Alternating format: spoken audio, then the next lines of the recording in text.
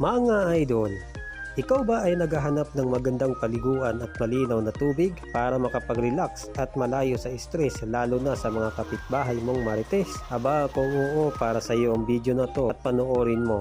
Type mo lang sa Waze ang Bato Spring Resort at makikita mo agad ito sa mapa. Ito ay matatagpuan sa San Pablo, Laguna. Sundan nyo lang ang mapa at hindi na kayo maliligaw. Sa halagang 200 pesos na entrance ay makakapiling mo na ang malinaw at malamig na tubig at sinisigurado ko sa inyo na marirelax ka dito. Kaya ano pang inaantay mo? Dura na mga idol!